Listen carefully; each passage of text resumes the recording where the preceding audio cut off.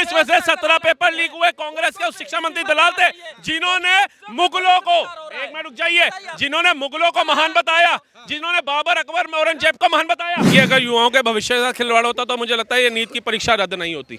जो बच्चों ने पेपर दे दिया सबको एमबीबीएस बना दिया जाता। इंजेक्शन ठोक रहे होते, कोई टेटनस का ठोक रहा था, कोई किसी। राजस्थान में जब एसआई भर्ती परीक्षा के लिए हनुमान बेनीवाल ने संघर्ष किया था, संघर्ष करके उस भर्ती को रद्द करवाया था जो कि कांग्रेस सरकार में थी, उसी भर्ती को बरकरार रखने के लिए बीजेपी सरकार ने अभी सुप्रीम कोर्ट में याचिका दायर कर दी। तो अब इसमें मेरे को ऐसा लगता है इन दोनों सरकारों का मिला जुला खेल है। पढ़ते हैं, लिखते हैं, स्कूल में फीस भरते हैं, माँ बाप मेहनत मजदूरी करके हमें पढ़ाते लिखाते हैं। हम युवाओं का क्या दोष है? यूपी से मैं बिलोंग करता हूँ। यूपी में कोई भी शिक्षक भर्ती नहीं दे रहे हैं। क्यों नहीं दे रहे हैं? कितने साल हो गए? 2018 में दी थी लास्ट भर्ती, लास्ट वैकेंसी। 3 मई को एग्ज़ाम होता है, 12 मई को कह दिया जाता है जी एग्ज़ाम कैंसिल, अगले एग्ज़ाम की डेट आएगी। युवाओं के भविष्य के साथ ये सरकार और ये प्रशासन कहीं ना कहीं खिलवाड़ कर रहा है। जवाबदेही किसी की नहीं है। देखिए, जवाबदेही मौजूदा सरकार की होनी चाहिए, ठीक है। और जिस राज्य के अंदर, भारत के अंदर जहाँ जहाँ नीट की परीक्षा हुई हैं, वहाँ पे जो भी इसके बैठे अधिकारी थे उन सब पे कार्रवाई होनी चाहिए। और मैं कहूँगा कि ये ना, मतलब बोला जाए तो बच्चों के भविष्य से खिलवाड़ है। उनकी मेहनत खराब की जाती है, उनके सालों साल खराब कर दिए जाते हैं, और जब उनका एग्जाम देने का समय आता है तो उनकी उम्र निकल जाती है। तो ऐसों के ऊपर तो मैं कहता हूँ कि फांसी से कम की सजा नहीं होनी चाहिए। ऐसों की प्रॉपर्टी को जब्त करना चाहिए, ऐसों के घरों पर बुलडोजर चलाना चाहिए। करेगी ये भाजपा सरकार? कब करेगी? भाजपा सरकार ही तो करेगी, और मैं करूंगा जाकर के। भैया जी, सरकार, उन्हें प्रावधान दिया 10 साल की सजा और मैं कहा 10 लाख का जुर्माना, ठीक है। इससे काम नहीं चलेगा। ये दरिंदे क्या है? एक तो भारत के संविधान के अंदर बहुत से संशोधन होना जरूरी है। बलात्कारी बलात्कार करता है, पीड़िता जाके बताती है मैंने मेरा बलात्कार हुआ, लेकिन उसको बेल मिल जाती है, क्योंकि भैया जी उसको जब तक स्पर्म नहीं मिलता, जब तक उसका मेडिकल रिपोर्ट नहीं आता, तब तक वो बेल पे आजाद घूमता है। ऐसे ही कोई किसी का मर्डर करता है, बेल पे घूमता है। तो संविधान में संशोधन होने जरूरी है। और जो ये पेपर लीक करने वाले ये लोग हैं जो देश के साथ खिलवाड़ करते हैं और युवाओं के साथ खिलवाड़ करते हैं, इनके लिए गहरी से गहरी सजा का प्रावधान होना चाहिए, हार्ड से हार्ड सजा मिलनी चाहिए। लेकिन इसके पीछे जो विपक्ष राजनीति चल रहा है उनसे भी यही कहना चाहूंगा, 19 पेपर हुए थे इनके कार्यकाल के अंदर, 17 पेपर लीक हो गए थे, लेकिन किसी को सजा नहीं दी गई थी। पेपर को दोबारा नहीं कराया गया था। जो नक्कल मार के पास हुआ वही डॉक्टर बनकर के एमबीबीएस बनकर के घूम रहे हैं आज की डेट के अंदर, ठीक है। आज कम से कम सरकार की एक प्रशंसा इस कार्य में करी जा सकती है कि कम से कम वो नीट की परीक्षा को रद्द करती है और दोबारा करने को बोलती है, ताकि औरों के जीवन से खिलवाड़ ना हो। क्योंकि जो डॉक्टर बन के जाएगा, अगर वो पढ़ेगा ही नहीं सही से और नक्कल मार के पास होगा, तो वो लोगों का संघर्ष खत्म कर देगा, लोगों का जीवन। और जो लोग उम्मीद में जाते हैं अस्पताल के अंदर कि हमारे को अगर कोई बीमारी हम ठीक होकर के आएंगे, वो ठीक होकर के नहीं आएंगे, वो अपनी अपनी मृत्यु सौंप करके आ रहे हैं, अपना जीवन सौंप के आ रहे हैं उन्हें। तो सरकार का एक काम बढ़िया है कि कम से कम वो एग्जाम दोबारा करा रही है, और जो फीस थी जो वो भरते हैं उसे दोबारा नहीं लिया जा रहा है, वो वन टाइम ही थी। बस उनको ये है कि एक बार उनको संघर्ष करना पड़ेगा दोबारा से उस परीक्षा के अंदर जाने। सर एक सेकंड, एक उस युवा से पूछिए जो 2 साल तक तैयारी करता है, 2 साल तक तैयारी करता है, अपना राज्य छोड़कर दूसरे राज्य में पढ़ने के लिए आता है, 1 लाख रुपए पीजी के लिए देता है, 1 लाख रुपए मास्टर के लिए देता है। खाना बनाना ना है तो कई होटलों पे जाके दर बदर भटकता है। फिर कई लोग आ जाते हैं, कहते हैं पेपर लीक हो गया। मैं वही तो कह रहा हूँ कि उन बच्चों के भविष्य से खिलवाड़ ना हो, लेकिन इसमें बच्चों को भी एकत्रित होना पड़ेगा, ठीक है ना। कई 2 तरीके के बच्चे देख रहा हूँ आज मैं नेशनल मीडिया पे और सोशल मीडिया पे। एक बच्चा तो बहुत खुश हो रखा है, वो तो कह रहा है शुक्र है, मैंने तो भगवान से प्रार्थना करी थी पेपर रद्द हो गया।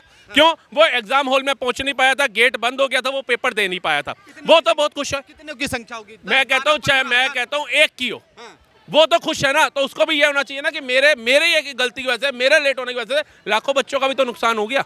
और जिन्होंने ये धांधली करी है पेपर लीक की, मैंने पहले भी बोला, अब भी बोल रहा हूँ, इनको फांसी से कम सजा नहीं होनी चाहिए। क्योंकि एक बच्चे का भविष्य ही खराब नहीं होता, उसका पूरा परिवार बर्बाद हो जाता है, उसके पूरे परिवार की मेहनत होती है। वो बच्चा अपने माँ बाप से, परिवार से दूर जा करके रहता है, दूर जा करके बसता है, दूर जा करके रहता है, तब जाकर के वो दिन रात मेहनत करता है और सोचता है कि मैं देश के लिए कुछ करूंगा, अपने परिवार के लिए कुछ करूंगा, इस देश के लिए कुछ बन करके दिखाऊंगा। लेकिन उसकी आशाओं पे पानी फेरने का काम ऐसे पेपर लीक करने वाले जो अधिकारी बनते हैं। दलाली कर रहा है कितना। धर्मेंद्र प्रधान खुद दलाल है इस देश का, उन बच्चे और क्या, बिल्कुल दलाल है। हाँ बिल्कुल, ये बच्चे बोलेंगे उनका भविष्य खराब हो रहा है। धर्मेंद्र प्रधान इस देश का दलाल आदमी है, दलाल आदमी है बिल्कुल। अच्छा, राजस्थान में 19 सरकारी पेपर हुए और 17 लीक हुए। बोलिए ऐसो गहलोत के लिए दलाल आदमी है, दलाल। जो भी बच्चों के, जो भी सुनो, जो भी कर रहा है, आप बताइए, दलाल आदमी है। धर्मेंद्र प्रधान दलाल आदमी है। 19 में से 17 पेपर लीक हुए। कांग्रेस के उस शिक्षा मंत्री दलाल थे जिन्होंने मुगलों को, एक मिनट रुक जाइए, जिन्होंने मुगलों को महान बताया, जिन्होंने बाबर, अकबर, औरंगजेब को महान बताया, वो भी दलाल थे, वो भी दलाल थे। बोलिए दलाल थे। प्रधान इस देश का दलाल आदमी है जो ये पेपर लीक हो रहा है। और बताइए आप, पूरा देश दलालों से भरा है। मुगलों को महान बताने वाले कौन थे? दलाल आदमी है पूरा उस देश का। देश उन बच्चों का भविष्य दलालों से भरा है। चोर चोर नहीं पंडित जी, बोलेंगे। पंडित जी, ये नहीं पंडित जी, बोलेंगे। पंडित जी, मेरे देश के बच्चे हैं, हाँ। दलाल आदमी है। हाँ, क्या आपने पढ़े? वो बच्चे जब गुरु गोविंद सिंह साहिब को नहीं पढ़ रहे थे और मुगलों को महान पढ़ रहे थे, तब आपको दलाल नजर नहीं आ रहे थे वो शिक्षा मंत्री? जब हमारे देश के महाराणा प्रताप, पृथ्वीराज चौहान को नहीं पढ़ के उन मुगलों का इतिहास पढ़ाया जा रहा था, तब इनको दलाल नजर नहीं आ रहे थे? ये लोग वो कीड़े हैं जो लकड़ी में भी लग जाए ना तो उसे भी खोखला कर देते हैं, और देश को खोखला करने में पूरा योगदान है इन लोगों का। इन लोगों को जो बच्चों का खिलवाड़ हुआ, आप ये बोलिए कि उन पर कार्रवाई हो, निष्कासित हो। मगर आज राहुल भाई, ये तो भाई पंडित जी एक सेकंड सुन भी लीजिए। भाई साहब एक सेकंड सुन सर, भी आप लीजिए। दोनों कह रहे हैं, वो एक कह रहे हैं। सुन फर्क है ना? सर, राजनीति एक कर रहे सेकंड हो। भाई, वो राजनीति नीट का एग्जाम दिया आपने? मैं बता रहा हूँ, जो मेरी बात सुनो भाई, मेरी बात सुनो, मेरी बात सुनो, सुनो। आप ही कह रहे हो नेट के एग्जाम लीक हो रहे हैं, ये जब तक सही नहीं होगा, जब पॉलिटिक्स में पेपर नहीं होंगे, जो पॉलिटिक्स में बैठे हैं, जैसे कि ये बिहार का स्वास्थ्य मंत्री वो अरे मेरी बात, अरे भाई मेरी बात सुन, ये लीक हो जाते हैं। 10वीं 12वीं क्लास के पेपर लीक हो जा रहे हैं। बिहार का स्वास्थ्य मंत्री जो बना है, आपको बेहोश उड़ाने करता है। ठीक ठीक है, ठीक है, ठीक है। क्या अकेला? इधर आइए, इधर आइए, इधर आइए। अकेला आज ये तो कह दीजिए कहीं ना कहीं भाजपा युवाओं के भविष्य के साथ कहीं ना कहीं खिलवाड़ कर रही है। देखिए, अगर युवाओं के भविष्य के साथ खिलवाड़ होता तो मुझे लगता है ये नीट की परीक्षा रद्द नहीं होती। जो बच्चों ने पेपर दे दिया सबको एमबीबीएस बना दिया जाता। इंजेक्शन ठोक रहे होते, कोई टेटनस का ठोक रहा था, कोई किसी। सर एक सवाल मेरा। मैं आप सबसे सवाल के जवाब लूंगा, मगर आप लोग है सर, ना, मैं सवाल करता हूँ इनसे। राजस्थान में एसआई भर्ती भाई, के एक सेकंड। लिए इतना धरना आप प्रदर्शन तरीके हुआ, से बात रद्द करिए ना, आप हुई इतने थी। एग्रेसिव क्यों हो रहे रद्द हुई हैं? थी। भाई उसके गर्मी लिए हो रही है, आज बीजेपी दिमाग की सरकार- नस फट जाएगी, थोड़ा धीरे बात करिए। सर, हम तो राजस्थानी हैं, हमारे अंदर एसआई जोश है। राजस्थान में जब एसआई भर्ती परीक्षा के लिए हनुमान बेनीवाल ने संघर्ष किया था, संघर्ष करके उस भर्ती को रद्द करवाया था जो कि कांग्रेस सरकार में थी, उसी भर्ती को बरकरार रखने के लिए बीजेपी सरकार ने अभी सुप्रीम कोर्ट में याचिका दायर कर दी। तो अब इसमें मेरे को ऐसा लगता है इन दोनों सरकारों का मिला जुला खेल है। पंडित जी तुम सुनते नहीं, ठीक है, तो मैं इनसे ये पूछना चाहता हूँ कि जब ये कह रहे हैं कि भर्ती परीक्षाएं हैं इनको वो दोबारा हो रही है, अरे अभी तो ये सा करप्शन हो गया है कि 10वीं 12वीं के पेपर भी बिक रहे हैं। सरकारी अध्यापक कौन बेच रहा है? कौन बेच रहा है? देश के युवाओं का क्या क्या क्या नाम है तुम्हारा? विकास यादव। यादव जी, थोड़ा सा आगे आइए। सर जी बताओ, ये बताओ अरे रुक जाइए। देश के युवा बताओ, अभी बताते हैं हम। सरकार किसी की भी हो, हम युवाओं का क्या दोष है ये बताओ। हम युवाओं का क्या दोष है ये बताओ। पढ़ते हैं, लिखते हैं, स्कूल में फीस भरते हैं, माँ बाप मेहनत मजदूरी करके हमें पढ़ाते लिखाते हैं। हम युवाओं का क्या दोष है? ये तो सब अभी पेट्रोल खत्म हो गया, डीजल खत्म हो गया, फिर आगे पॉलिटिक्स पे 4 सवाल पूछूंगा, जवाब नहीं दे पाओगे। युवाओं की बात कर रहे हो ना, तो अपने परीक्षा की बात करो, अपनी नौकरी की बात परीक्षा की करो। बात कर रहे हैं। हम बीएड किए हुए हैं, रुको, यूपी बीएड किए हुए हैं, टेट 3 बार टेट और 3 बार सीटेट पास हैं हम, ठीक है, बीएड की, ठीक है। अब रुको, सुनो ना, अभी यूपी से मैं बिलोंग करता हूँ, यूपी में कोई भी शिक्षक भर्ती नहीं दे रहे हैं। क्यों नहीं दे रहे हैं? कितने साल हो गए? 2018 में दी थी लास्ट भर्ती, लास्ट वैकेंसी। अब हम, मेरे पिताजी किसान हैं, ठीक है, सुनो यार भाई साहब, सुन तो लो, हमारी भी सुन लो।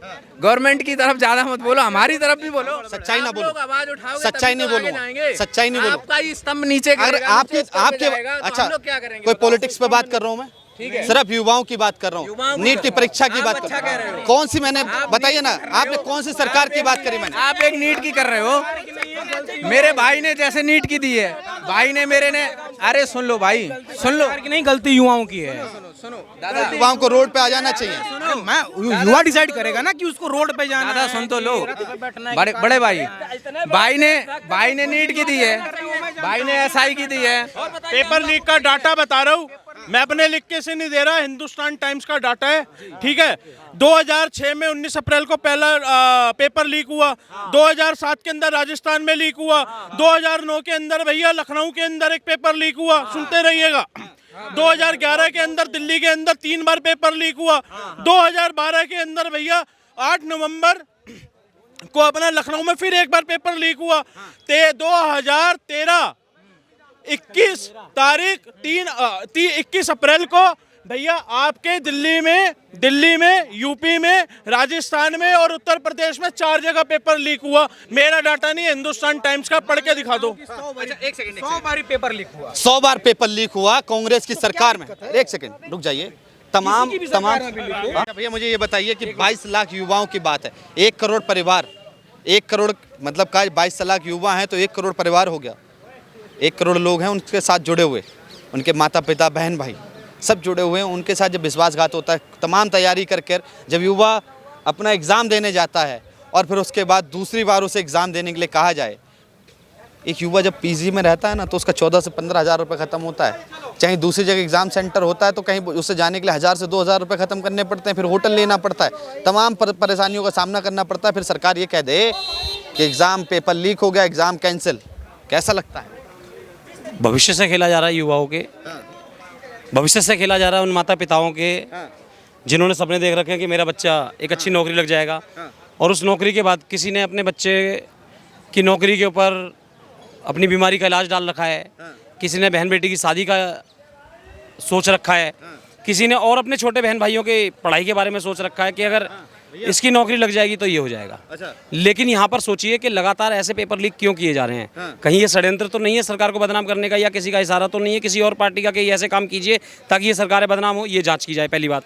दूसरी बात, अगर जो अभी सरकार इस समय मौजूद है और उनके में हुआ है तो उन्हें भी जांच करनी चाहिए और उन लोगों के खिलाफ कार्रवाई करनी चाहिए जो ये पूरा षड्यंत्र रच रहे हैं, बच्चों के और बच्चों के परिवारों के भविष्य के साथ खेल रहे हैं। और सख्त कार्रवाई नहीं होनी चाहिए, मात्र इनको तो रोड पर लटका कर जूतों से मारकर इनकी नौकरी खत्म करके और इन्हें सजा उम्र कैद की होनी चाहिए, क्योंकि हत्या की फिर भी एक सजा है फांसी, लेकिन जो इतने सारे बच्चों का भविष्य बर्बाद कर दे उसकी सजा तो ऐसी होनी चाहिए जो एक मिसाल बनकर नजर आए। तो यहाँ पर जो है सारा का सारा जो सिस्टम है वो सरकारों का आपस के चक्कर में, आपस की राजनीति के चक्कर में, आपस की लड़ाई के चक्कर में उसका भुगतान ये स्टूडेंट, ये छात्र क्यों करें?